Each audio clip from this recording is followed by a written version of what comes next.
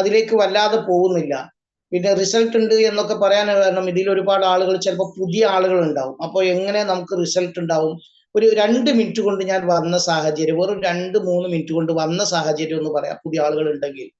അതായത് എല്ലാവരും സാമ്പത്തികമായി എന്തെങ്കിലും ഭദ്രതയിലേക്ക് പറ്റുന്ന ബിസിനസ് തെരഞ്ഞു നടക്കുക, അല്ലെങ്കിൽ അങ്ങനെ ഏതെങ്കിലും മറ്റൊരാളുടെ പ്രേരണ പ്രകാരം അല്ലെങ്കിൽ മറ്റുള്ളവർ ആ രൂപത്തിലായിരിക്കും എത്തിച്ചിട്ടുള്ളത്. പക്ഷെ ഞാൻ ഇതിലേക്ക് വന്നത് തികച്ചും എനിക്ക് പാരമ്പര്യ വൈദ്യങ്ങൾ ഉള്ളത് കൊണ്ട്, ചികിത്സയുള്ളത് കൊണ്ട് പല ആളുകളും സമീപിക്കും. നമ്മൾ നമ്മുടെ ആത്മീയമായ രംഗത്തുള്ള ചികിത്സ കൊടുക്കുന്നതിനോടുകൂടി ആയുർവേദ മരുന്നുകൾ ഞാൻ നന്നായി കൊടുക്കുമായിരുന്നു. എഴുതി കൊടുക്കുകയും എൻ്റെ അടുത്ത് ആദ്യം സ്റ്റോക്ക് ധാരാളം ഉണ്ടാവുകയും ചെയ്തിരുന്നു.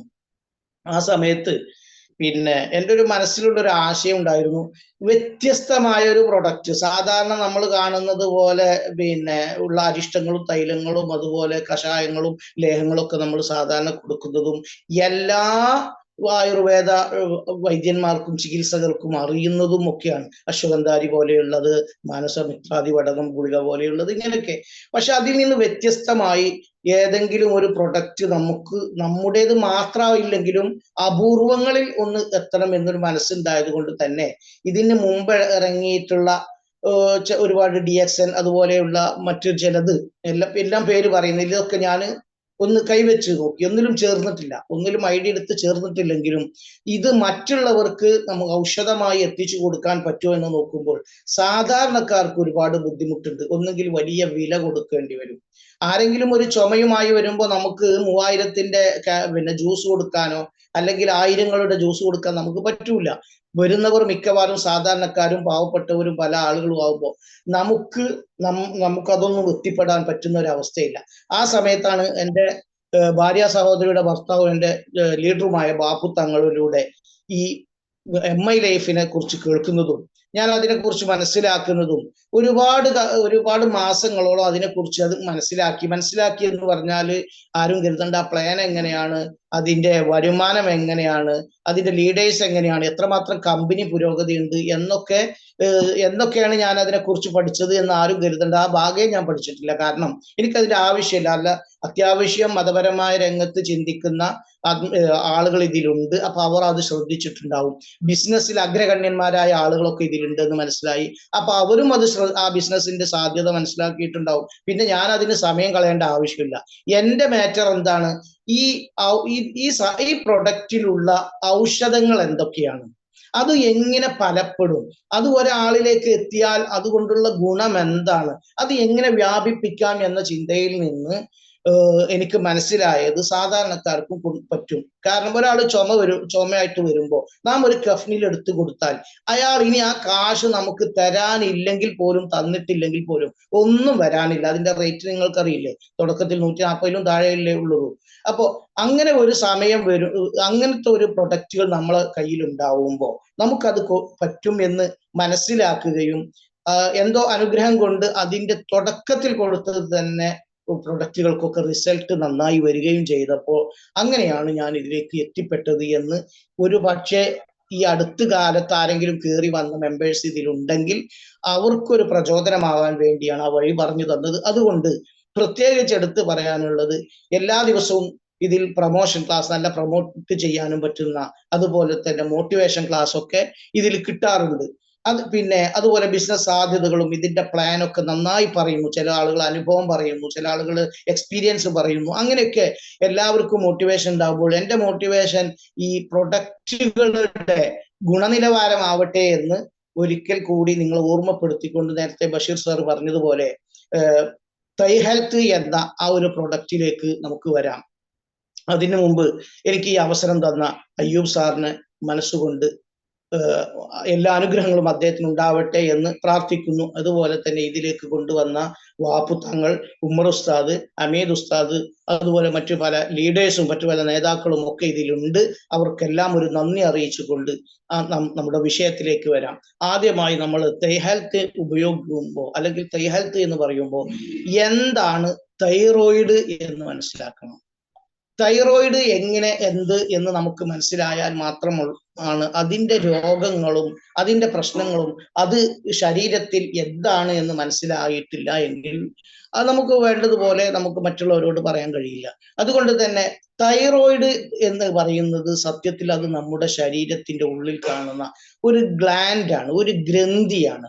ഗ്രന്ഥി എന്ന് പറഞ്ഞാൽ എന്തോ ശരീരത്തിന്റെ ഉള്ളിൽ കാണുന്ന ഒരു പ്രത്യേക അവയവത്തിനാണ് നമ്മൾ ഗ്രന്ഥി എന്ന് പറയാം. ഉള്ളിൽ അത് രാസപദാർത്ഥങ്ങൾ അഥവാ ഹോർമോൺസ്, എൻസൈംസ് പോലെയുള്ള സാധനങ്ങളൊക്കെ നിർമ്മിക്കുകയും അവർ ശരീരത്തിന്റെ ഭാഗങ്ങളിലേക്ക് അല്ലെങ്കിൽ രക്തങ്ങളിലേക്കൊക്കെ എത്തിക്കുന്ന പ്രത്യേക അവയവമാണ് ഗ്രന്ഥി എന്ന് പറയുന്നത്. 2 തരം ഗ്രന്ഥികളുണ്ട്. ഒന്ന് എൻഡോക്രൈൻ ഗ്രന്ഥി, അല്ലെങ്കിൽ മറ്റൊന്ന് എക്സോക്രൈൻ ഗ്രന്ഥി എന്ന് പറയും. എന്ന് പറഞ്ഞാൽ ശരീരത്തിന്റെ ഭാഗങ്ങളിലേക്ക് അഥവാ ഹോർമോൺ നേരിട്ട് ഉൽപ്പാദിപ്പിച്ച് രക്തത്തിലേക്ക് എത്തിക്കുന്നതാണ് എൻഡോക്രൈൻ ഗ്രന്ഥി എന്ന് പറയാം. എന്നാൽ അതേ സ്ഥാനത്ത് കുഴൽ വഴി അഥവാ പ്രത്യേക നാളം വഴി പുറത്തേക്ക് രാസപദാർത്ഥങ്ങളെ അല്ലെങ്കിൽ രാസപദാർത്ഥം എന്ന് പറഞ്ഞ പദാർത്ഥങ്ങളെ അഥവാ നമ്മുടെ ശരീരത്തിൽ ഉണ്ടാകുന്ന ഹോർമോൺസിനെ പുറത്തെത്തുന്ന, ഉദാഹരണം പറഞ്ഞ ഒരു വിയർപ്പ്, ആ വിയർപ്പ് എത്തുന്നത് പ്രത്യേക ഗ്രന്ഥികളിലൂടെയാണ്. അതിന് നാളങ്ങളിലൂടെയാണ് നമ്മുടെ ശരീരത്തിന്റെ പുറത്തേക്ക് വരുത്തുന്നത്. ഇങ്ങനെ ചില പ്രവർത്തനങ്ങൾ നടത്തുന്ന ഹോർമോൺസ് ഉണ്ടാക്കുന്ന രൂപത്തിലുള്ള ഗ്രന്ഥികളാണ്, അതാണ് ഗ്രന്ഥി.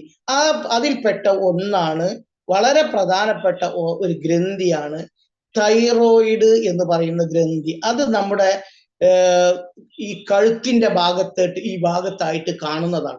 അത് നോർമൽ ആയിരിക്കുന്ന സമയത്ത് നമുക്കത് കാണാൻ കഴിയില്ല. അതാണ് നമ്മുടെ തൈറോയിഡ് ഗ്രന്ഥി. അല്ല, തൈറോയിഡ് അതിന് ബാധിച്ച രോഗങ്ങളാണ് തൈറോയിഡിസം എന്ന് പറഞ്ഞിട്ടുള്ള അതിന് ബാധിക്കുന്ന രോഗങ്ങളാണത്. തൈറോയിഡ് എന്ന് ഇത്രയും മനസ്സിലാക്കുള്ളൂ. നമ്മുടെ ഇതിന്റെ മേലിൽ കാണുന്ന ചെറിയ ഒരു പൂമ്പാറ്റയുടെ ഷേപ്പിലാണ് അതുള്ളത്. പക്ഷെ ഈ പൂമ്പാറ്റയുടെ ഷേപ്പിൽ ഉണ്ട് എന്ന് പറഞ്ഞാലും അതിന്റെ പ്രവർത്തനം നമ്മുടെ ശരീരത്തിൽ എത്രമാത്രം അത് പ്രവർത്തിച്ചു കൊണ്ടിരിക്കുന്നു എന്ന് അതിനെക്കുറിച്ച് പഠിച്ചാൽ അതിനെ സംബന്ധിച്ച് തന്നെ ഒരു ക്ലാസ് എടുക്കേണ്ടി വരും. ഈ കഴുത്തിലുള്ള പൂമ്പാറ്റയുടെ ഷേപ്പിലുള്ള ആ സാധനം നമ്മുടെ ശരീരത്തിന്റെ തലച്ചോറിൽ നിന്നുള്ള മെസ്സേജുകൾ സ്വീകരിക്കുന്നു. ആ മെസ്സേജുകൾ സ്വീകരിക്കുന്നത് വഴി ശരീരത്തിലൂടെ പല സംഗതികളും പുറത്തേക്ക് സന്ദേശം കൊടുക്കുന്നു. അതുവഴിയായിട്ട് ശരീരത്തിനുണ്ടാകുന്ന മാറ്റങ്ങൾ, ശരീരത്തിനുണ്ടാകുന്ന ഗുണങ്ങൾ, ശരീരത്തിന് രോഗങ്ങൾ, രക്തത്തിലേക്ക് വിടുന്ന പദാർത്ഥങ്ങൾ, ഹോർമോൺസ്, എന്തെല്ലാം കാര്യങ്ങൾ അത് ചെയ്യുന്നു. മാത്രമല്ല ശരീരത്തിന്റെ വളർച്ചയെ എന്ന് തുടങ്ങിയിട്ട് ഒരുപാട് കാര്യങ്ങൾ അത് ചെയ്യുന്നു എന്ന് വരുമ്പോ ഈ തൈറോയിഡ് ഗ്രന്ഥിയുടെ പ്രാധാന്യം ശരീരത്തിൽ വളരെ വലുതാണ്. അതുകൊണ്ട് തന്നെ നമുക്ക് അതിനെക്കുറിച്ച് മനസ്സിലാക്കണം, അതിന്റെ രോഗങ്ങളെ കുറിച്ച് മനസ്സിലാക്കണം, അതിന്റെ ശരീരത്തിലുള്ള പ്രവർത്തനങ്ങൾ എത്രമാത്രം വലുതാണെന്നും അത് സംരക്ഷിക്കൽ നമ്മുടെ ബാധ്യതയാണെന്നും നമുക്ക് നന്നായി മനസ്സിലാക്കൽ നിർബന്ധമാണ്. ഒരു കണക്കെടുത്ത് നോക്കുമ്പോൾ ഏകദേശം ഇന്ത്യയിലെ മുതിർന്ന 10 പേരിൽ ഒരാൾ തൈറോയിഡിസം ബാധിച്ച ആളുകളാണ് എന്ന കണക്ക്. എന്ന് പറഞ്ഞാൽ ഏകദേശം പഴയ കണക്കാ, ഇത് കുറച്ചു പഴയത്, എന്നാൽ തന്നെ 42 ദശലക്ഷം അഥവാ അത്രയും 42 മില്യൺ, ഒരു മില്യൺ എന്ന് പറഞ്ഞാൽ ദശലക്ഷങ്ങൾക്കാണ്. അപ്പോൾ 42 ദശലക്ഷം ആളുകൾക്ക് തൈറോയിഡ് തകരാറുകൾ ഉണ്ട് എന്നാണ് കണക്ക്. നോക്കണം മാത്രമല്ല ഈ തൈറോയിഡിസം ബാധിച്ച, തൈറോയിഡ് ഗ്രന്ഥികൾക്ക് രോഗം ബാധിച്ച ആളുകളെ 10-ൽ ഒരാൾക്കുണ്ട്. അങ്ങനത്തെ രോഗികളുടെ 3 ആളുകൾ എടുക്കുമ്പോൾ ആ 3-ൽ ഒരാൾക്ക് എനിക്ക് ആ രോഗം ഉണ്ടെന്ന് അറിയ പോലും ഇല്ല. രോഗികളായി ഇങ്ങനെ നടക്കുകയാണ്, എനിക്ക് ആ രോഗം ഉണ്ട് എന്ന് തന്നെ അറിയില്ല. അങ്ങനത്തെ സ്ഥിതിയിലാണുള്ളത്. അപ്പോൾ അറിയാതെ കുറെ ആളുകൾ നമ്മളൊക്കെ ഉണ്ടോ എന്നറിയില്ല. മറ്റൊന്ന്, സ്ത്രീകൾക്കാണ് പുരുഷന്മാരെക്കാൾ തൈറോയിഡിന്റെ പ്രശ്നം കൂടുതലുള്ളത്. അതുകൊണ്ട് തന്നെ അത്തരം പ്രശ്നങ്ങൾ നന്നായി മനസ്സിലാക്കുകയും അതിൻ്റെ എന്തൊക്കെ വിഷയങ്ങളുണ്ട്, അത് ഏത് സമയത്ത് എങ്ങനെയൊക്കെ വരുമെന്നും നമുക്ക് നന്നായി മനസ്സിലാക്കിയാൽ മാത്രമാണ് ഇതിനെ മുന്നോട്ട് കൊണ്ടുപോകാൻ പറ്റുക. മാത്രമല്ല അത് നമ്മുടെ ശരീരത്തിലെ മെറ്റബോളിസം, നാം അധിക പ്രൊഡക്റ്റുകളും പറയുമ്പോൾ മെറ്റബോളിസം ക്ലിയർ ആക്കാൻ ഇത് ആവശ്യമാണെന്ന് കേൾക്കും. എന്താ മെറ്റബോളിസം? ചുരുക്കത്തിൽ മനസ്സിലാക്കുക, നാം കഴിക്കുന്ന ഭക്ഷണ പദാർത്ഥത്തിൽ നിന്നും നമുക്ക് ആവശ്യമുള്ളത് രക്തത്തിൽ ആവാഹിക്കുകയും എന്നിട്ട് നമുക്ക് ആവശ്യമില്ലാത്ത മലിനമായതൊക്കെ വിയർപ്പായും മൂത്രമായും മലമായും ഒക്കെ ശരീരത്തിലേക്ക് പുറന്തള്ളുകയും ചെയ്യുന്ന, ശരീരത്തിൽ അങ്ങനെ ഒരു പ്രോസസ്സ് ഉണ്ടെങ്കിലല്ലേ നന്നായി ജീവിക്കാനും നന്നായി ഊർജം ലഭിക്കാനും. അപ്പൊ നാം കഴിക്കുന്ന ഭക്ഷണത്തിൽ നിന്നുള്ള ഊർജം നമുക്ക് ലഭിക്കണം, അത് വേണ്ടാത്ത സാധനം പുറന്തള്ളുകയും വേണം.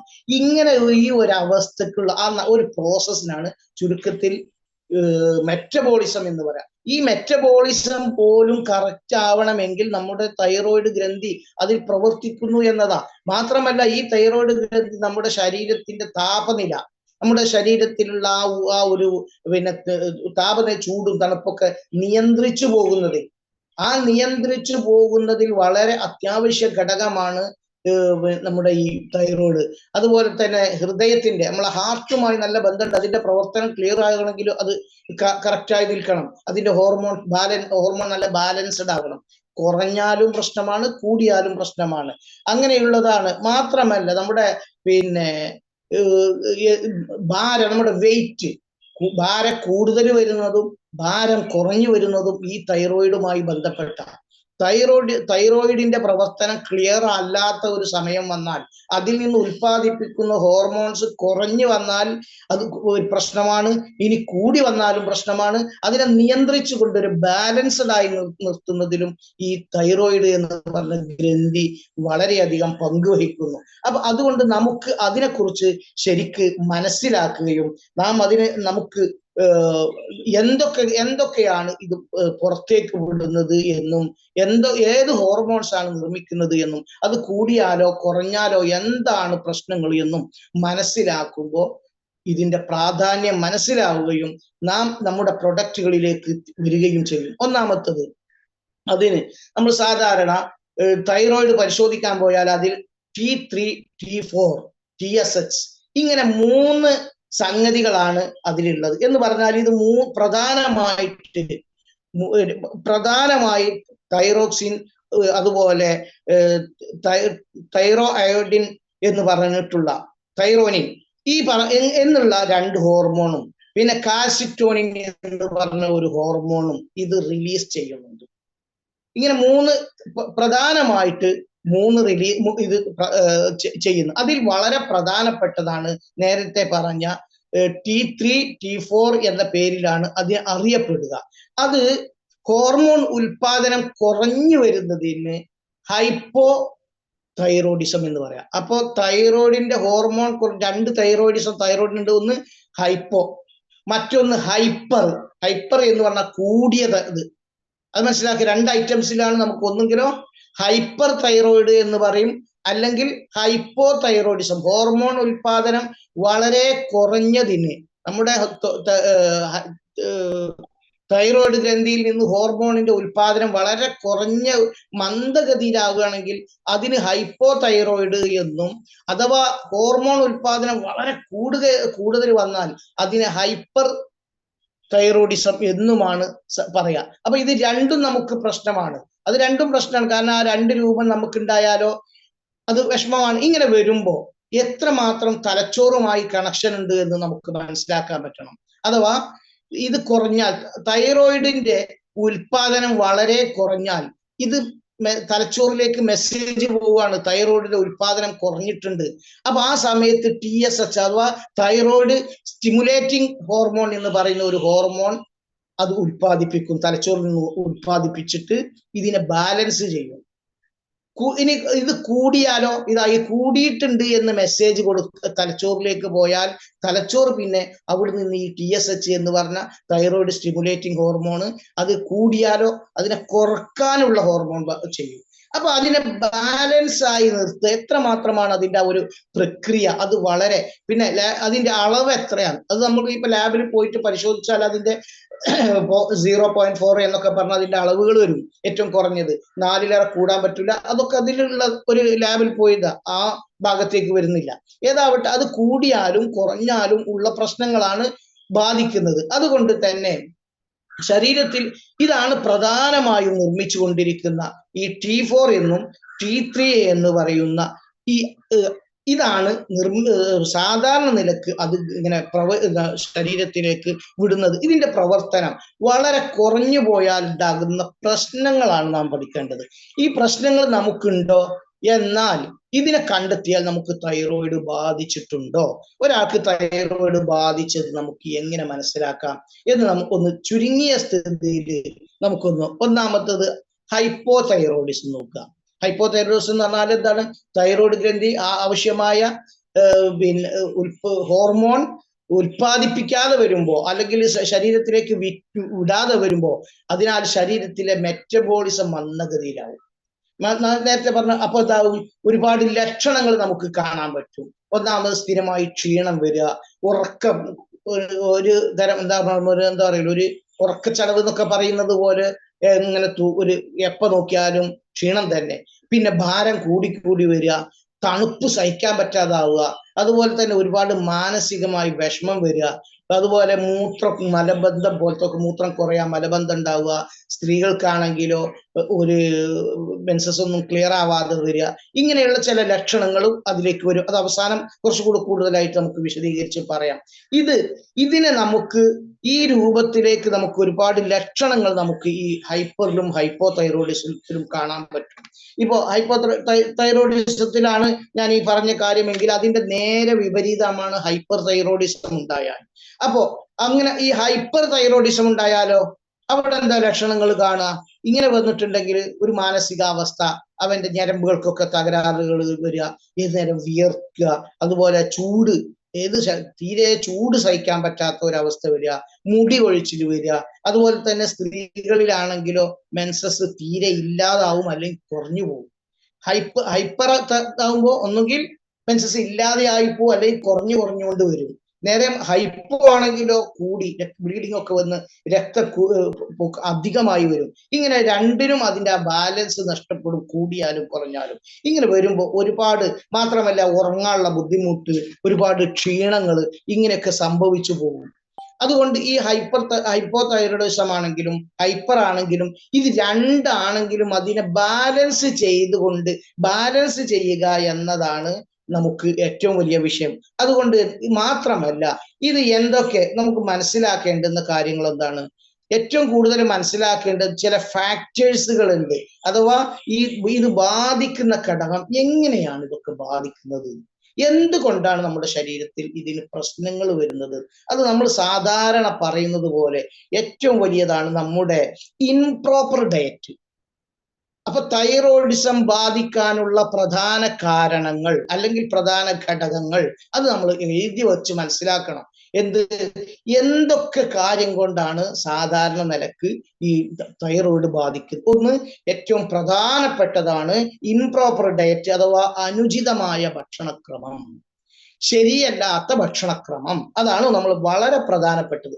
പിന്നെയോ ഒരുപാട് പ്രൊഡക്റ്റുകള് ട്രെയിനിങ്ങിൽ പറഞ്ഞതുപോലെ തന്നെ നമുക്ക് ഇന്നത്തെ ഒരു സ്ഥിതി വെച്ച് സ്ട്രെസ്ഫുൾ ലൈഫ് സ്റ്റൈലാണ്. സ്ട്രെസ്ഫുൾ എന്ന് പറഞ്ഞാൽ സമ്മർദ്ദകരമായ ജീവിതശൈലി. എന്തെല്ലാം പ്രശ്നങ്ങളുടെ, സാമ്പത്തിക പ്രശ്നം, അല്ലെങ്കിൽ ശാരീരികമായ പ്രശ്നം, മാനസിക പ്രശ്നം, വീട്ടിലെ പ്രശ്നം എന്ന് തുടങ്ങി, അല്ലെങ്കിൽ ജോലി സ്ഥലത്തുള്ള പ്രശ്നങ്ങൾ, നമ്മുടെ നല്ല ജോലി ഉള്ളവർക്കാണെങ്കിൽ തന്നെ അവരുടെ ബോസിന്റെ പ്രശ്നങ്ങൾ. ഗൾഫിലൊക്കെ നിന്ന ആളുകൾക്കറിയാം എല്ലാ ജോലിയും സുഖമാണ്, പക്ഷെ മുദീറിനെ കൊണ്ട് നിൽക്കാൻ പറ്റൂല എന്ന് പറയും. ബഷീർ സാറൊക്കെ കുറെ കാലം ഗൾഫിലുണ്ടായിരുന്നില്ല, അയ്യൂബ് സാർ. അതുപോലെ ഇതിൽ ഒരുപാട് ആളുകൾ ഗൾഫിലുള്ള ആളുകൾ, അവർക്കറിയാം എന്തെങ്കിലും ഒരു പ്രശ്നം, അല്ലെങ്കിൽ എല്ലാ ജോലിയും കറക്റ്റ് ആയിരിക്കും, പക്ഷെ ശമ്പളം ഒരു 4 മാസം കൂടുമ്പോൾ ഒരു പ്രാവശ്യം വരും. ഇനി അതൊക്കെ റെഡിയാണെങ്കിൽ തന്നെ ചിലപ്പോൾ റൂമിൽ സഹിക്കാൻ പറ്റൂല. ഒരു ഗൾഫിലുള്ള ആളുകൾക്ക് കൂടുതൽ അത് മനസ്സിലാവും സമ്മർദ്ദങ്ങൾ പറഞ്ഞാൽ. എന്തായാലും സ്ട്രെസ്ഫുൾ ലൈഫ് എന്ന് പറയുന്നത് നമ്മുടെ തൈറോയിഡിസം ബാധിക്കും. പിന്നെ അതുപോലെ തന്നെ അയോഡിൻ കഴിക്കുന്നതിന്റെ അഭാവം, അത് വളരെ പ്രധാനമാണ്. നമ്മുടെ ശരീരത്തിൽ ഇരുമ്പ് സത്ത് ഉണ്ടാകുന്ന അയോഡിൻ എന്ന് പറയുന്നത് കുറവ് വന്നാലും ഇതുണ്ടാവും. പിന്നെ മറ്റൊന്നാണ്, ഇതിന് ഒരു ജനറ്റിക് പ്രോബ്ലം ഇതിനുണ്ട് എന്ന് പറഞ്ഞാൽ പാരമ്പര്യമായിട്ട്, അല്ലെങ്കിൽ അവർ ജനിതകമായ പ്രശ്നങ്ങൾ, പാരമ്പര്യമായ ചില പ്രശ്നങ്ങളെ കൊണ്ടും തൈറോയിഡിന്റെ പ്രശ്നങ്ങൾ വരാം. അതുപോലെ തന്നെ പ്രഗ്നൻസി സമയത്തും തൈറോയിഡിന് ചില വിഷയങ്ങൾ വരാം. അത് പ്രഗ്നൻസി ടൈമിലുള്ളതാണ്. അതുപോലെ ഒരു ഇനാക്റ്റീവ് ലൈഫ് സ്റ്റൈൽ, ഒരു ആക്റ്റീവ് അല്ലാത്ത ഒരു തരം, എന്താ പറയാ, തിന്നുക, കിടക്കുക, ഉറങ്ങുക, വേറെ ഒരു പ്രശ്നവും ഇല്ല, തീരെ ഒരു നിലക്കും എക്സസൈസ് ഇല്ല, നടക്കുന്നില്ല, ശരീരം എവിടെയും അനക്കാൻ പറ്റുന്നില്ല, ഇങ്ങനെ ഒരു ഇനാക്റ്റീവായ ആക്റ്റീവ് അല്ലാത്ത ഒരു ജീവിത ശൈലിയുള്ള ആളുകൾക്കും തൈറോയിഡിസം എന്ന് പറയുന്നത് ബാധിക്കാൻ സാധ്യതയുണ്ട്. അപ്പോ ഇത് ശരിക്ക് പറഞ്ഞാൽ കോമൺ ആയിട്ട് ഇന്നത്തെ കാലത്ത് എല്ലാവർക്കും ഇല്ലേ? ശരിക്ക് ഭക്ഷണം കൃത്യാണോ? ഭക്ഷണം ശരിയാണോ? ഇനി ഭക്ഷണം കിട്ടിയാൽ തന്നെ തോന്നുന്നിടത്തുനിന്ന് എല്ലാം ഫാസ്റ്റ് ഫുഡുകൾ, ജങ്ക് ഫുഡുകളൊക്കെ കഴിച്ചിട്ടല്ലേ നമ്മൾ ജീവിതം മുന്നോട്ട് കൊണ്ടുപോകുന്നത്. പിന്നെ സ്ട്രെസ് ഇല്ലാത്ത ജീവിതം ആർക്കാ ഉള്ളത്? പിന്നെ ഏതൊക്കെ ഭക്ഷണത്തിൽ നിന്നാണ് അയഡിൻ കൃത്യമായി കിട്ടുക എന്ന് നമ്മൾ എത്ര പേർക്ക് ശരിക്കും അറിയാം? അതുകൊണ്ട് തന്നെ ഇത്രയും അഭാവങ്ങളൊക്കെ ഉണ്ടായാൽ കൃത്യമായി ഇതിനെ മനസ്സിലാക്കി കഴിഞ്ഞാൽ അറിയാം തൈറോയിഡിസം ബാധിക്കാനുള്ള സാധ്യത ബാധിച്ചിട്ടില്ലെങ്കിൽ എല്ലാവരിലേക്കും വരുമെന്നത്. അതുകൊണ്ട് തന്നെ ഒരു നിലക്കും നമ്മൾ ആ രൂപത്തിൽ മനസ്സിലാക്കാതെ പോയാൽ തൈറോയിഡിനെ തിരിച്ചറിയാതെ നാം നിത്യരോഗികളായി മാറിപ്പോവും. അതുകൊണ്ട് തന്നെ അതിന് ഇന്ന് മരുന്ന് കഴിക്കുകയാണെങ്കിൽ സമകാലികമായ നമ്മുടെ ഈ കണ്ടംപററി ഡ്രഗ്സ്, മെഡിസിൻ സ്ഥിരമായി അതിന് മരുന്ന് കഴിക്കുകയാണെങ്കിലോ നമുക്ക് ഒരുപാട് പ്രശ്നങ്ങൾ വരും. അതും നമ്മൾ മനസ്സിലാക്കി നോക്കണം.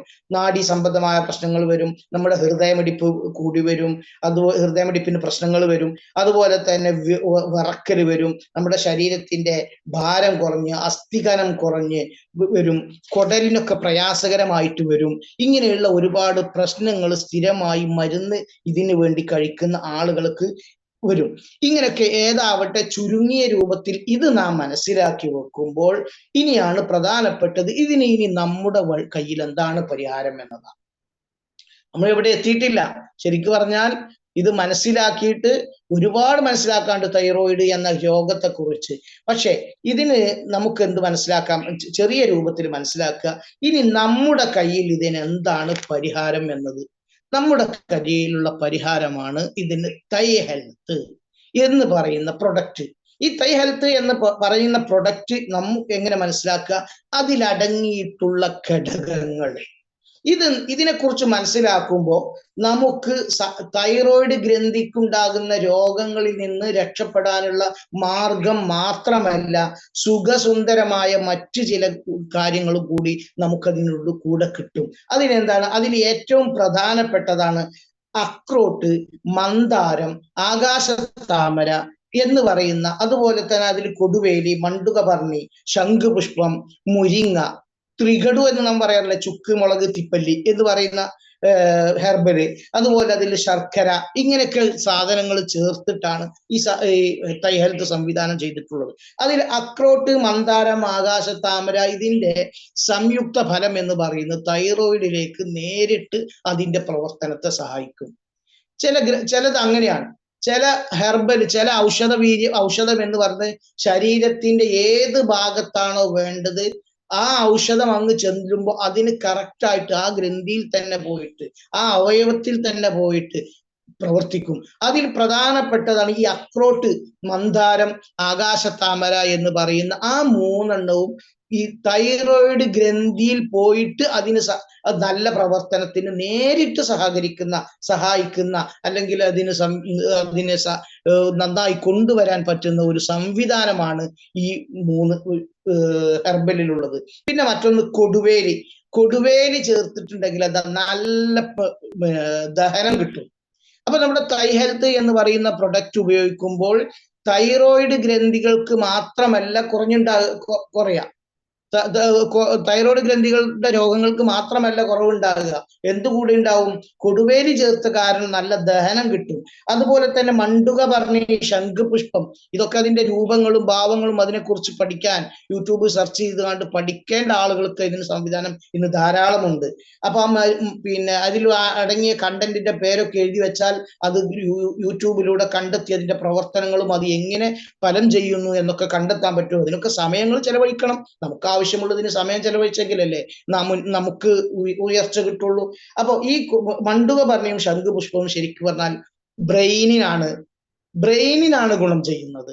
ഈ ബ്രെയിനിന് ഗുണം ചെയ്യണം. കാരണം നമ്മുടെ തൈറോയിഡ് ഗ്രന്ഥികളുടെ പ്രശ്നങ്ങൾ ബ്രെയിനിലേക്ക് മെസ്സേജ് ചെയ്യുന്നുണ്ട്. ഈ മെസ്സേജ് ചെയ്യുമ്പോഴാണ് അതിൽ നിന്ന് തലച്ചോറിൽ നിന്ന് ഹോർമോൺ ശരീരത്തിലേക്ക് വേണ്ടുന്ന അളവിലേക്ക് കൊടുത്തിട്ട് നമ്മുടെ ശരീരത്തെ ബാലൻസ് ആയി നിർത്തുന്നത്. ചെറിയ സംവിധാനമൊന്നുമല്ല. നമുക്ക് ദൈവം നമ്മുടെ ശരീരത്തിൽ തന്നിട്ടുള്ള അവയവങ്ങൾ, ഗ്രന്ഥികൾക്കൊന്നും ചെറിയ ചെറിയ പ്രവർത്തനങ്ങളല്ല നടക്കുന്നത്. മുമ്പ് ലിവഗെയിൻ എന്ന് പറഞ്ഞ സമയത്ത് എടുത്ത സമയത്ത് പറഞ്ഞിട്ട് 500ഓളം പ്രവർത്തനം നമ്മുടെ ലിവർ ചെയ്യുന്നുണ്ട്. അപ്പൊ ലിവറിന് തകരാറായാൽ ശരീരത്തിലുള്ള 500 പ്രശ്നങ്ങൾക്ക് 500 പ്രവർത്തനങ്ങൾക്ക് പ്രശ്നം വരുമെന്നല്ലേ. എന്നതുപോലെ തൈറോയിഡ് ചെറിയ പ്രവർത്തനങ്ങളൊന്നല്ല, നമ്മുടെ ശരീരത്തിന്റെ ഉയർച്ചകൾ, വളർച്ച, ഒരു കുട്ടിയാണെങ്കിൽ അതിന് വളർച്ചയിൽ സ്വാധീനം ചെലുത്തുന്നത് ഈ തൈറോയിഡ് ഗ്രന്ഥിയിലൂടെയാണ്. ഭാരം, നമ്മുടെ ശരീരത്തിന്റെ വെയിറ്റ്, നാം ഉറങ്ങുന്നത്, നമ്മുടെ കൈ വറക്കുന്നുണ്ടോ വറക്കാതിരിക്കുന്നുണ്ടോ, നമ്മുടെ ശരീരത്തിലേക്ക് എത്ര ചൂട് അവനക്ക് സഹിക്കാൻ പറ്റും, എത്ര തണുപ്പ് സഹിക്കാൻ പറ്റും എന്നിനൊക്കെ നോക്കുന്നത് പൂമ്പാറ്റ പോലെ ചെറിയ രൂപത്തിൽ കാണുന്ന ആ ഒരു അവയവമാണ് ഉള്ളിലുള്ള. അതിനെ നാം സംരക്ഷിക്കേണ്ടത് എത്രമാത്രം ഗുണകരമാണ്. എന്നാൽ അതോടുകൂടി തന്നെ നമുക്ക് എന്ത് വേണം, ആ തലച്ചോറിലേക്ക് മെസ്സേജ് പോകുമ്പോൾ തലച്ചോറ് നല്ല, ബ്രെയിന് നല്ല ഉഷാറായാൽ മാത്രമല്ലേ ശരിക്കും അതിലേക്ക് വരുള്ളൂ. അതുകൊണ്ട് തന്നെ ഇതിൽ ശംഖുപുഷ്പം, മണ്ടുക പറഞ്ഞൊക്കെ ചേർത്തത് ബ്രെയിനിനെയാണ് സഹായിക്കുന്നത്. അപ്പൊ ബ്രെയിൻ നന്നായി ഭംഗി വരും. അപ്പോ തൈ ഹെൽത്ത് കഴിക്കുന്നതോടുകൂടി നമ്മുടെ ബ്രെയിന് ഉഷാറായി വരുന്നു, നമ്മുടെ തൈറോയിഡ് ഗ്രന്ഥി ഉഷാറായി വരുന്നു. പിന്നെ അതിൽ മുരിങ്ങ ചേർത്തിട്ടുണ്ട്.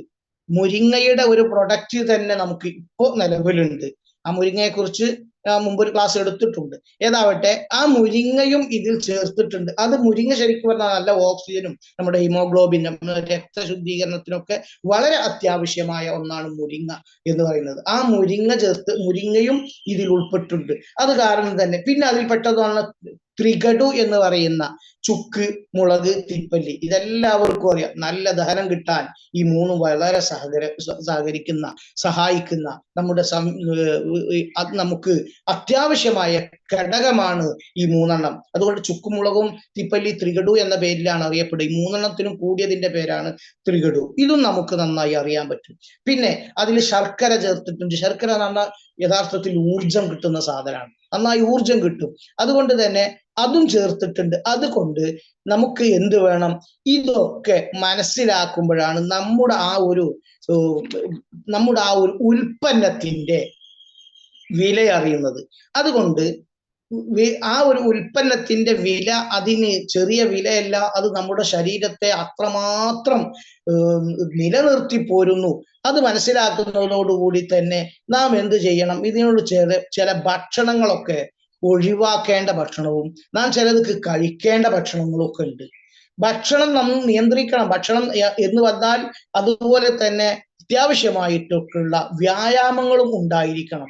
ഈ വ്യായാമങ്ങളൊന്നും ഇല്ലാതെ, ജീവിതശൈലി മാറ്റാതെ, അതുകൊണ്ട് ആർക്കെങ്കിലും ഈ പ്രശ്നങ്ങളൊക്കെ നമ്മിൽപ്പെട്ടവർ നാം അത് ഉപയോഗിക്കാൻ തുടങ്ങുകയാണെങ്കിൽ, അല്ലെങ്കിൽ നാം മറ്റൊരോട് നിർദ്ദേശിക്കുകയാണെങ്കിൽ അവരോട് പറയണം, നമ്മുടെ ജീവിതശൈലി രോഗങ്ങളാണ് നമ്മൾ മാറ്റിയെടുക്കേണ്ടത്. അതല്ലാതെ 3 വിധത്തിലാണ് സാധാരണ നിലയ്ക്ക് രോഗാവസ്ഥ മനുഷ്യരുള്ളത്.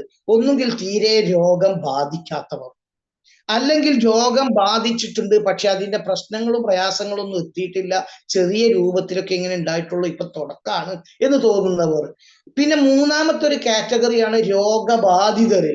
നന്നായി രോഗം ബാധിച്ച് തൈറോയിഡ് വന്ന് ഓപ്പറേഷൻ പറഞ്ഞിട്ടുണ്ട് ഡോക്ടർ എന്നൊക്കെ പറഞ്ഞ അവസ്ഥ. തൈറോയിഡിനെ പറ്റി മാത്രമല്ല, ഇനി 3 വിധത്തിലുള്ള രോഗികളാണെങ്കിൽ നമുക്കതിൽ 1ാമത്തെ കാറ്റഗറിയിലെയും 2ാമത്തെ കാറ്റഗറിയിലെ ആളുകളെയാണ് ലക്ഷ്യം വെക്കേണ്ടത്.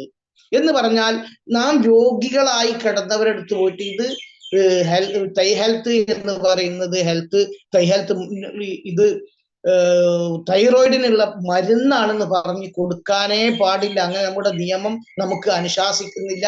ഇത് ആ രൂപത്തിലുള്ള മരുന്നും അല്ല. അതെന്താണ് യഥാർത്ഥത്തിൽ തൈറോയിഡ് ഗ്രന്ഥികളെ രോഗവിമുക്തമാക്കാൻ വേണ്ടി സഹായിക്കുന്ന ഒരു ഉൽപ്പന്നമാണ് നമ്മുടെ കയ്യിലുള്ളത്. അത് ഇന്നാലിന്ന പ്രവർത്തനങ്ങൾ ശരീരത്തിൽ നടത്തുകയും ഭാവിയിൽ നമുക്ക് വരാൻ സാധ്യതയുള്ള ഇന്നത്തെ ഭക്ഷണക്രമവും ഇന്നത്തെ ജീവിതശൈലിയും ഇങ്ങനെ ആയതുകൊണ്ട് ഭാവിയിൽ വരാൻ സാധ്യതയുള്ള രോഗങ്ങളിൽ നിന്ന് രക്ഷപ്പെടാൻ നമുക്കൊരു വഴിയാണ് എന്ന് നാം മനസ്സിലാക്കി തിരിച്ചറിഞ്ഞ് ഉപയോഗിക്കുകയും നമുക്ക് ഉപയോഗിക്കാൻ വേണ്ടി നിർദ്ദേശിക്കപ്പെടുകയും ചെയ്യാൻ പറ്റുന്ന ഒരു ഉൽപ്പന്നമാണ് എന്ന് തന്നെ നാം പറഞ്ഞ് മനസ്സിലാക്കി കൊടുത്തുകൊണ്ട് രോഗം തീരെ ബാധിക്കാത്തവരെ, അതല്ലെങ്കിൽ രോഗത്തിന്റെ തുടക്കക്കാരെയാണ് നാം ലക്ഷ്യം വെക്കേണ്ടത്. അതല്ലാതെ രോഗബാധിതരായി അങ്ങേ അറ്റം എത്തുന്ന ആളുകൾക്കുള്ള മരുന്നാണെന്ന് പറയാതെ ഇത് മരുന്നാണെന്ന് പറയാൻ നമുക്ക് നിയമം അനുവദിക്കുന്നില്ല. പക്ഷെ ഈ തൈ ഹെൽത്ത് എന്ന് പറയുന്ന ഉൽപ്പന്നം നിങ്ങൾ കഴിക്കുന്ന പ്രൊഡക്റ്റിന് സപ്പോർട്ട് ചെയ്യാൻ വളരെയധികം സാധ്യതയുണ്ട്. അതുകൊണ്ട് നിങ്ങൾക്ക് ഉപയോഗിക്കാം എന്ന് തുടക്കക്കാരോടോ തീരെ ഇല്ലാത്തവരോടോ തീരെ ഈ രോഗം ബാധിക്കാത്തവരോടോ നമുക്ക് പറയാം. അതുപോലെ തന്നെ ജീവിതശൈലി മാറ്റുന്നതിനാണ് നമുക്ക് ധ്യാനം, യോഗ, അതുപോലെ തന്നെ അത്യാവശ്യ വ്യായാമങ്ങൾ, അതുപോലെ മീഡിയം നിലക്ക് മതിയായ ഉറക്കം. ഒരു മനുഷ്യനെ സംബന്ധിച്ച് അത്യാവശ്യം ഉറക്കം കിട്ടുന്ന രൂപം വേണം. കൂടുതൽ ഉറങ്ങുകയും തീരെ ഉറങ്ങാതിരിക്കുകയും ചെയ്യുക, അത് രണ്ടും പാടില്ല. നമുക്ക് ഒരു മതിയായ രൂപത്തിൽ നമുക്ക് ഉറക്കം കിട്ടണം.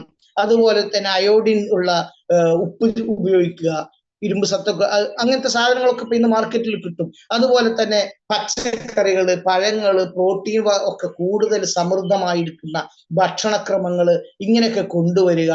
ഇതൊക്കെ നമുക്ക് നിർബന്ധമായിട്ട് ചെയ്യേണ്ട കാര്യങ്ങളാണ്. അതുപോലെ തന്നെ ഇതൊക്കെ നമ്മൾ മനസ്സിലാക്കിയിട്ട് ഭക്ഷണക്രമങ്ങളൊക്കെ നാം നിയന്ത്രിച്ച് നമുക്ക് ഹൈപ്പോ ആണോ ഹൈപ്പർ ആണോ എന്ന് തിരിച്ചറിഞ്ഞ് അതിനനുസരിച്ചുള്ള ഭക്ഷണങ്ങളും ക്രമങ്ങളൊക്കെ നമ്മൾ മനസ്സിലാക്കുക. അത് നമ്മുടെ ലീഡേഴ്സിൽ നിന്നൊക്കെ ചോദിച്ച്, അല്ലെങ്കിൽ അത് അറിയുന്നവരിൽ നിന്ന് ഇന്നാലിന്ന ലക്ഷണങ്ങളൊക്കെ ഉണ്ട് എന്ന് പറഞ്ഞ് അതിന് പറ്റുന്ന ഭക്ഷണം ഏത്, അത് ഒഴിവാക്കേണ്ട ഭക്ഷണം ഏതൊക്കെ ഭക്ഷണമാണ് നാം അതിൽ കൂടെ കൂട്ടേണ്ടത്, ഇതൊക്കെ നമുക്ക് മനസ്സിലാക്കിയെടുക്കണം. ഇപ്പോ ഒരാൾക്ക് ഹൈപ്പർ തൈറോയിഡിസം ആണെന്ന് സങ്കല്പിക്കുക എന്ന് പറഞ്ഞാൽ ഉയർന്ന തോതിൽ ഉള്ള പ്രശ്നങ്ങളാണ് എങ്കിൽ എന്തൊക്കെ ഭക്ഷണം വേണം? ഉദാഹരണം കബേജ്, അതുപോലെയുള്ള സാധനങ്ങളൊക്കെ അധികം കഴിക്കാം. അതുപോലെ തന്നെ പാല്, തൈര്, ചെറുനാരങ്ങ, മത്സ്യം, പഴങ്ങളിൽ തന്നെ ഓറഞ്ച്, മുന്തിരി തുടങ്ങിയത്, പയറ്, കടല, കോഴി, മുട്ട, അതുപോലെ തന്നെ ഇതൊക്കെ ഇങ്ങനെയുള്ളവർക്ക് കഴിക്കാം. അതല്ലാത്തവർക്ക് അത് മാറ്റിവെച്ച് മറ്റുള്ള ചില ഭക്ഷണങ്ങൾ കഴിക്കാം. ഇങ്ങനെ തുടങ്ങിയിട്ടുള്ള ഭക്ഷണക്രമങ്ങളും നമ്മൾ മനസ്സിലാക്കി കൊടുക്കണം. അതൊക്കെയാണ് നമുക്ക് പ്രധാനപ്പെട്ട അറിഞ്ഞിരിക്കേണ്ടത്.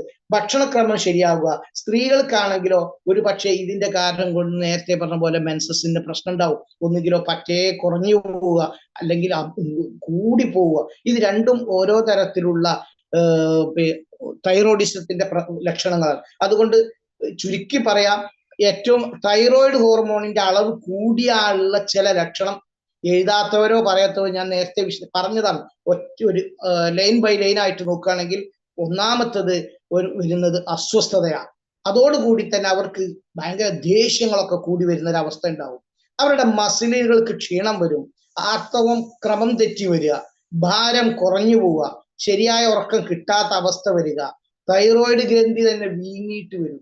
പിന്നീട് ഈ ഗ്രന്ഥി അപ്പൊ നമുക്ക് ഇവിടെ ഇങ്ങനെ തൊട്ടാൽ ആ ഗ്രന്ഥിയെ കുറിച്ച് മനസ്സിലാക്കാനും പറ്റും. അതിന്റെ ഷേപ്പ്, അതിന്റെ രൂപങ്ങൾ ശരിക്കും മനസ്സിലാക്കാൻ പറ്റുന്ന ഒരു അവസ്ഥയിലേക്ക് വരും. ഇങ്ങനെ വന്നാൽ മാത്രമല്ല കാഴ്ച തകരാറും സംഭവിക്കാം. കാഴ്ച തകരാറ് വരെ ഇത് കാരണം സംഭവിക്കാനുള്ള സാധ്യതയുണ്ട്. ഇതിന് വന്നിട്ടുണ്ട്. അത് പിന്നെ അവർക്കാണെങ്കിലോ ഹൈപ്പർ തൈറോയിഡിസം ആണെങ്കിൽ അവർക്ക് ചൂട് സഹിക്കാനേ പറ്റൂല. ചെറിയ നിരക്ക് തന്നെ വിയർത്തൊലിച്ച് അവരാകെ വിഷമത്തിലായിരിക്കും. അവർക്ക് ഹൃദയമിടിപ്പ് ഇങ്ങനെ കൂടി വരികയും ചെയ്യും. അതൊക്കെ ഏത് ഹൈപ്പർ തൈറോയിഡിസത്തിന്റെ ലക്ഷണമാണ്. എന്നാൽ ഹൈപ്പോ ആണെങ്കിലോ ഒരുപാട് കാര്യം വിപരീതമാണ്. ഹൈപ്പോ തൈറോയിഡിസം എന്ന് പറഞ്ഞാൽ ശരീരത്തിൽ ഈ തൈറോയിഡ് ഹോർമോണിന്റെ അളവ് ശരീരത്തിൽ കുറഞ്ഞാൽ ഉണ്ടാവുന്ന സംഗതിക്കാണ് ഹൈപ്പോ തൈറോയിഡിസം എന്ന് പറയാം. അതാണെങ്കിലോ അതിനും ക്ഷീണം നന്നായി ഉണ്ടാവും. അതിന് തടി കൂടി വരിക ചെയ്യുക. തടി കൂടി വരും. അത് അങ്ങനെ ഉള്ള ആളുകൾക്ക് തടി കൂടും. പിന്നെ അവർക്ക് ഏത് സമയം തണുപ്പായിരിക്കും ഫീൽ ചെയ്യുക. ഒരു ഫാന് പോലും ഇട്ടിരിക്കാൻ പറ്റൂല, ശരീരം തണുക്കുക. ചെറിയ നിലക്കൊരു കാറ്റ് കൊള്ളുമ്പോഴേക്ക് അവർക്ക് തണുത്ത് വിറക്കാൻ തുടങ്ങുക. അവർക്കാണെങ്കിലോ മുടി കൊഴിയാനൊക്കെ തുടങ്ങും. പിന്നെ മലബന്ധം അവർക്ക് ഉണ്ടാവും. അവരുടെ ഹൃദയമിടിപ്പ് മറ്റവർക്ക് ഉള്ള ആളുകൾക്ക് ഹൃദയമിടിപ്പ് കൂടുകയാണെങ്കിൽ ഇവിടെ ഹൃദയമിടിപ്പ് കുറഞ്ഞേ കൊണ്ടിരിക്കും. അപ്പൊ ഇത്രയും കാര്യങ്ങളൊക്കെ നാം മനസ്സിലാക്കിയത് 2, 3, 4 പ്രാവശ്യം ആവർത്തിച്ച് പറയുന്നത് നമുക്ക് വേണ്ടത്ര അത് നമുക്ക് മനസ്സിലാവാൻ വേണ്ടിയിട്ടാണ്. അപ്പൊ പരമാവധി ഇതൊക്കെ മനസ്സിലാക്കിയിട്ട് ഈ നമ്മുടെ തൈ ഹെൽത്ത് എന്നത് എല്ലാവർക്കും പ്രൊമോട്ട് ചെയ്യുക, എല്ലാവർക്കും ആവശ്യമായ രൂപത്തിൽ അത് ജനങ്ങളിലേക്ക് എത്തിക്കുക. ഏറ്റവും പ്രധാനപ്പെട്ടത് അതിലടങ്ങിയ കണ്ടന്റുകളെ കുറിച്ച് നാം മനസ്സിലാക്കുക. ഈ രോഗത്തിന്റെ ലക്ഷണങ്ങളെ നാം മനസ്സിലാക്കുക, രോഗം ഇത് കൊടുത്താൽ ഉണ്ടാകുന്ന ഗുണങ്ങൾ എന്താണെന്ന് മനസ്സിലാക്കുക എന്നതിന് ശേഷം ഇത് അതിനുള്ള ഒരു മരുന്നാണെന്ന് പറയാതെ, ഇതതിന് പരിഹാരമായ ഒരു ചികിത്സയാണെന്ന് പറയാതെ, നിങ്ങൾ ഇന്ന് അനുഭവിക്കുന്ന ബുദ്ധിമുട്ടുകൾക്കുള്ള പരിഹാരമാണെന്ന് പറഞ്ഞുകൊണ്ട് സത്യസന്ധമായി 100% നാം സത്യസന്ധമായി പ്രൊഡക്റ്റുകളെ പരിചയപ്പെടുത്തുകയും ഉപയോഗിക്കാൻ വേണ്ടി നിർദ്ദേശിക്കപ്പെടുകയും ചെയ്യുമ്പോൾ നമുക്ക് അതുകൊണ്ട് വലിയ ഗുണങ്ങളുണ്ട് എന്ന് മാത്രമല്ല, നാം ഇതിലൂടെ സമ്പാദിക്കുന്നത്, നാം ഇതിലൂടെ പ്രവർത്തിക്കുന്നതും ഒക്കെ വലിയ സൽപ്രവർത്തനങ്ങളായി മാറുകയും സമൂഹത്തിന് നമുക്ക് വെളിച്ചം പകരാൻ നമ്മളെ കൊണ്ട് ആവും വിധം വലിയ ഒരു വഴി നമുക്ക് ഇത് കാരണം ഉണ്ടാവുകയും ചെയ്യുന്നു എന്ന തിരിച്ചറിവ് ഉള്ളതോടുകൂടി തൻ്റെ കയ്യിലുള്ള ഉൽപ്പന്നം ചെലവായി പോവാനോ അതിൽ നിന്ന് എന്തെങ്കിലുമൊക്കെ കിട്ടാൻ വേണ്ടിയും ഒരു കാരണവശാലും ഇല്ലാത്തത് പറയുകയോ അല്ലെങ്കിൽ ഇത് അതിന്റെ മരുന്നാണെന്ന് പറഞ്ഞ് ജനങ്ങളെ കൂടുതൽ പ്രയാസത്തിലേക്ക് വിടാതെ ഇത് ഏറ്റവും ഗുണകരമായതാണെന്ന് നാം മനസ്സിലാക്കി കൊടുക്കുകയും ചെയ്യണം.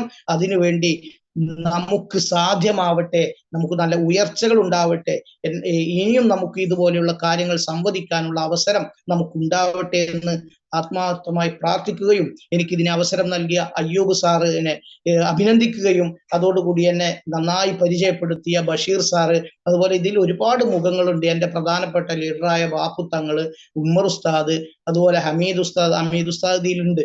അത് മറ്റുള്ളവരൊക്കെ ഒരു പക്ഷേ യാത്രകളിലായിരിക്കും ഇന്ന് പ്രധാന ലീഡേഴ്സൊക്കെ.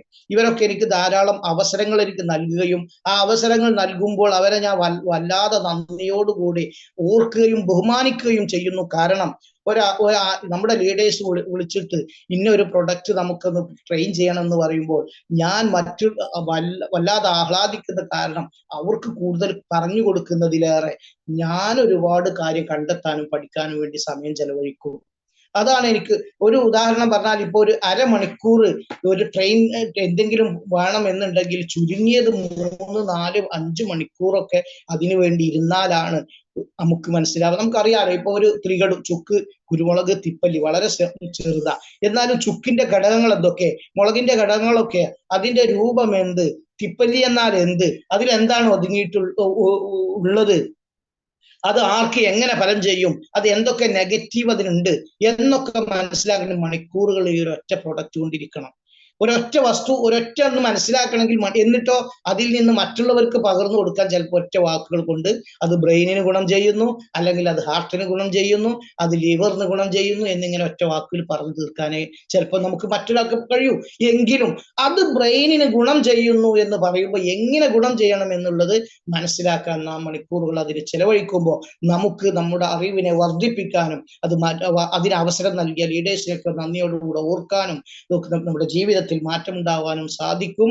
ഏതാവട്ടെ, ഇത് എല്ലാവർക്കും ഇത് എന്നിൽ നിന്ന് വല്ലതും കിട്ടിയിട്ടുണ്ടെങ്കിൽ അതിൽ ഞാൻ സന്തുഷ്ടനാണ് എന്ന് അറിയിച്ചുകൊണ്ട് എൻ്റെ ലീഡേഴ്സിനും മറ്റുള്ളവർക്കും അവസരം തന്നവർക്കും എല്ലാവർക്കും ഒരിക്കൽ കൂടി നന്ദി ഓർമ്മിപ്പിച്ചുകൊണ്ട് ഞാൻ ഇത് നിങ്ങളിലേക്ക് സമർപ്പിക്കുന്നു. നിങ്ങളുടെ നന്മയ്ക്ക് വേണ്ടി ദുആ ചെയ്യണമെന്ന് വസിയത്തോടുകൂടി, എൻ്റെ രോഗം പെട്ടെന്ന് ശിഫായുമായി എൻ്റെ പ്രവർത്തനങ്ങളിലേക്ക് കാണുന്നില്ല. ഇപ്പൊ വൈകി വന്നവരെല്ലാം വീണ് കൈയൊടിഞ്ഞ് ഇങ്ങനെ ഒരു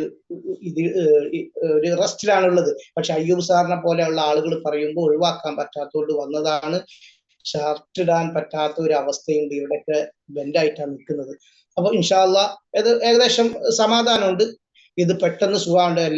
എല്ലാവരും ദുആ ചെയ്യുക എന്ന വസിയത്തോടു കൂടി എല്ലാവർക്കും നല്ലത് വരട്ടെ. ജയ് ഹിന്ദ്, ജയ് മൈ ലൈഫ്. അസ്സലാമു അലൈക്കും വറഹ്മത്തുള്ളാഹി. ഓക്കെ, താങ്ക് യു ഫസൽ തങ്ങളെ. എന്താ പറയേണ്ടത്? ഇപ്പോ 300ഓളം കുട്ടികളും ഒരു പ്രൊഫസറും അല്ലേ? അതാണ് ഇപ്പോൾ നമുക്ക് ഇവിടെ കണ്ടത്. അല്ലാതെ മോർണിംഗ് മീറ്റ് അല്ല. ഒരു പ്രൊഫസറും ഒരേ ക്ലാസ്സിൽ ഇരിക്കുന്ന 300ഓളം കുട്ടികളും. ഒരു പ്രൊഫസർക്കും ഇന്ന് വരെ കിട്ടാത്ത ഒരു മഹാഭാഗ്യം അല്ലേ?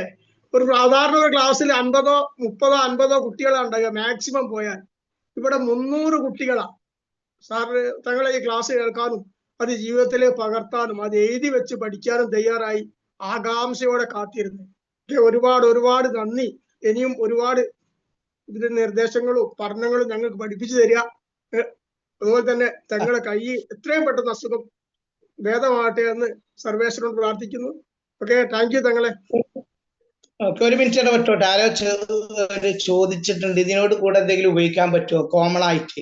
ഏതാവട്ടെ, ഇനി ആരും ആ ചോദ്യം ചോദിക്കേണ്ട, എല്ലാവരും ലീഡേഴ്സുമായി ബന്ധപ്പെടുക. എന്നാൽ ഇതിനോട് കൂടെ തൈഹെൽത്തിനോട് കൂടെ സ്പൈരുലിന ഗോൾഡ് അതുപോലെ 95 സപ്പോർട്ടായിട്ട് ഉപയോഗിച്ചാൽ വളരെയധികം മാറ്റം ലഭിക്കും. അതോടൊപ്പമാണ് പിന്നെ മുരിങ്ങ ഇതിൽ നേരത്തെ ആഡ് ഉണ്ട്. അതോടുകൂടി നമ്മുടെ മുരിങ്ങ എന്ന പ്രൊഡക്റ്റ് കൂടി ചെയ്യുകയാണെങ്കിൽ വളരെ നന്നായിരിക്കും എന്ന് സാന്ദർഭികമായി അറിയിക്കുന്നു. ഇനി എന്തുണ്ടെങ്കിലും ലീഡേഴ്സുമായി ബന്ധപ്പെടുക, അതാണ് നമ്മുടെ ഒരു അച്ചടക്ക രീതി. ഓക്കെ സാർ പറഞ്ഞോളൂ. ഓക്കെ, അപ്പൊ ഇനി തങ്ങൾക്ക് വേണ്ടി റിവ്യൂ പറയാൻ എല്ലാവരും ഹാൻഡ് റൈസ് ചെയ്യുക, പരിമിതമായ ആളുകള്. ഓക്കെ, ബഷീർ സാറേ, ഗാലക്സി എന്ന് പറഞ്ഞ പേരിൽ ഒരാള് ഹാൻഡ് റൈസ് ചെയ്തിട്ടുണ്ട്. ഞാൻ അൺമ്യൂട്ട് ചെയ്യാനുള്ള ഓപ്ഷൻ കൊടുക്കാം. ഓക്കെ ഓക്കെ, അത് അവിടെ മാഡം നോക്കിയാൽ മതിയേ. ഓക്കെ, സാറിന് മൈക്ക് എടുക്കാം.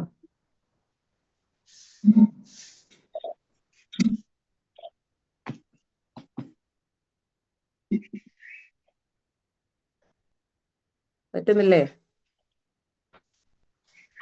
ഹലോ, നമസ്കാരം. കേൾക്കുന്നില്ലേ? ഓക്കെ ഓക്കെ, ഫസൽ തങ്ങളെ വളരെ സന്തോഷം, ഒരുപാട് അഭിനന്ദനങ്ങൾ. പ്രയാസത്തിന്റെ ഇടയിലും മനോഹരമായി ക്ലാസ് അവതരിപ്പിച്ചു.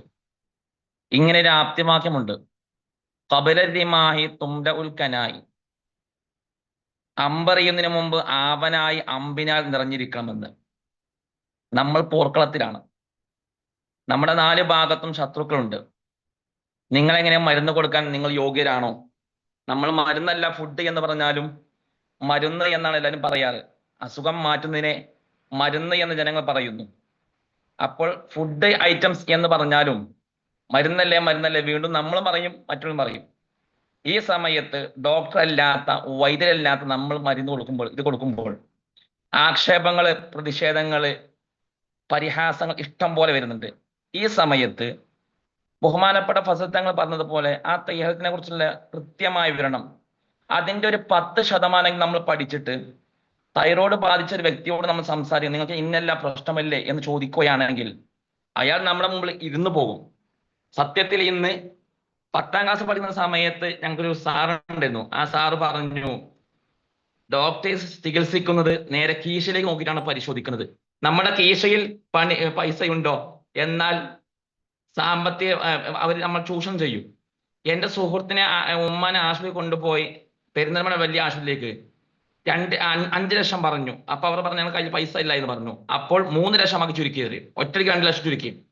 അതും സാധ്യമല്ല എന്ന് പറഞ്ഞപ്പോൾ 2 ലക്ഷമാക്കാൻ പറഞ്ഞു. അവർ നേരെ മെഡിക്കൽ കോളേജിലേക്ക് പോയി, 1 ലക്ഷം കൂടെ പ്രശ്നം തീർന്ന് തിരിച്ചു പോന്നു. ഞാൻ പറഞ്ഞു വന്നത്, ചൂഷണം ചെയ്യുന്ന ഈ മേഖലയിൽ ഇത്തരം പ്രൊഡക്റ്റിനെ കുറിച്ച് നമ്മൾ പഠിച്ച് 100 നാവോട് കൂടെ സംസാരിക്കുകയാണെങ്കിൽ ആ പ്രൊഡക്റ്റ് വാങ്ങുകയും അതോടൊപ്പം തന്നെ അവരുടെ ജീവിതത്തിലേക്ക് തിരിച്ചു കൊണ്ടുവരാൻ കഴിയുകയും ചെയ്യും. ഏതായാലും ഞാൻ നിർത്തുന്നു. ബഹുമാനപ്പെട്ട ഫസൽ തങ്ങൾ ആ പഠനം, അതോടൊപ്പം തന്നെ അദ്ദേഹത്തിന്റെ അസുഖത്തിനെ ഭേദിച്ചുകൊണ്ടാണ് അദ്ദേഹം ബഹുമാനപ്പെട്ട അയ്യൂബ് സാർ വിളിച്ചപ്പോൾ, ബഹുമാനപ്പെട്ട ഹമീദ് സാർ വിളിച്ചപ്പോൾ വളരെ സന്തോഷത്തോടു കൂടെ സ്വീകരിച്ചുകൊണ്ട് ക്ലാസ് എടുത്തത്. 1000 അഭിനന്ദനം നേർന്നുകൊണ്ട് എല്ലാവരും വീണ്ടും പറയാനുള്ളത്, നമ്മൾ പോർക്കളത്തിലാണ്. ഖബലരിമാഹി തുംല ഉൽക്കനായി, അമ്പറിയുന്നതിന് മുമ്പ് ആവനായി അമ്പനാൽ നിറഞ്ഞിരിക്കണം. ആ ആപ്തവാക്യം സൂചിപ്പിച്ചുകൊണ്ട് ഞാൻ നിർത്തുന്നു. എല്ലാവർക്കും വിജയാശം നേർന്നുകൊണ്ട് നിർത്തുന്നു. ജയ് ഹിന്ദ്, ജയ് മൈ ലൈഫ്.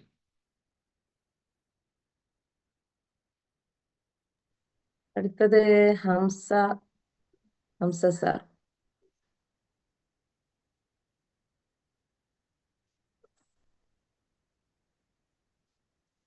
അമീർ സാർ ഉണ്ടല്ലോ, അമീർ സാർ. അമീർ സാർ നമുക്ക് കൺക്ലൂഡിങ്ങിന് ക്ഷണിക്കാം. ഓക്കെ, ഞാൻ ഹംസാറ് നല്ലൊരു. ഞാന് പിന്നെ ഫസൽ തങ്ങൾക്ക് താങ്ക് യു പറയാൻ വേണ്ടി ഞാൻ ഒന്ന് കാണാറുണ്ട്, നമ്മുടെ നാട്ടിൽ നടക്കിടക്ക് കാണാറുണ്ട്. കയ്യിനെ പറ്റി പിന്നെ പരിക്ക്